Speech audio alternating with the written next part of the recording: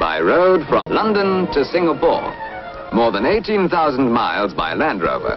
We wanted to drive from London to Hong Kong through China. That was pretty unfeasible, unlikely, because it was the height of the Cold War.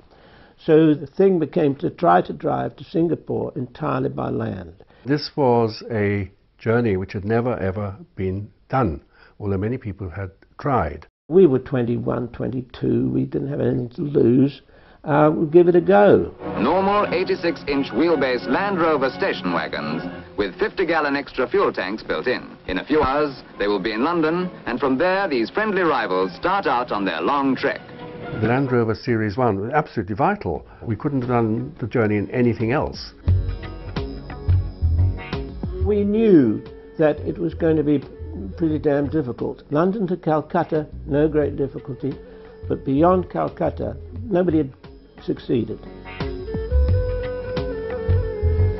During the war, 2 military roads had been built into Burma, and they had lapsed into the jungle. Some bridges still existed, but we had to sort of walk across them and jump up and down to see whether they would carry the weight of the Land Rovers. Others had collapsed completely. And the rivers are quite wide, and some of them have sort of barges, and some of them you just expected to ford. The Land Rovers are loaded aboard country boats to make the crossing and drift a little downstream till they come to a road on the far side.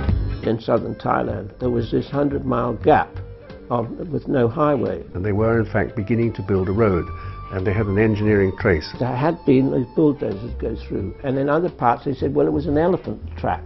And it was, in fact, very difficult, but we did get through. In Singapore, they get the welcome they deserve as the first motorists to have driven across this great overland route. A journey which was a triumph for rover engineering.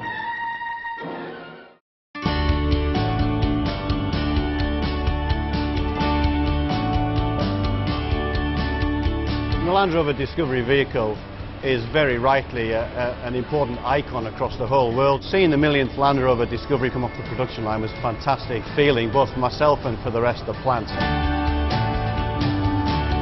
Land Rover setting out on this journey of discovery to simulate what they did in 1956. And we're taking the millionth Discovery on the same journey. The original Overland journey is a big inspiration. We're obviously doing it slightly differently. We're travelling from London through Europe. Ending up in Moscow. We then go from Moscow through the 3 stand countries. And across to China and ending up in the motor show at Beijing. The journey will be quite tough in places. Mountains and snow and ice, everything from deserts to rocky mountainous conditions. Sand, rough tracks. It may even deteriorate even further, where we'll have to use winches and recovery techniques. The Discovery 4 is a phenomenal vehicle. Obviously it's got terrain response. So we'll be dialing into different terrain settings on the terrain response to help us through our way. Discovery 4 is not just our vehicle, they'll be our home day to day in many respects. They'll carry our gear and they'll keep us safe. I'm very excited about the journey. It'll be great fun, comfy cars. To celebrate the millionth is just something I can touch back in years to come that I was part of it. It's a once-in-a-lifetime opportunity to drive, from where Land Rovers are made to pretty much the other side of the world, really.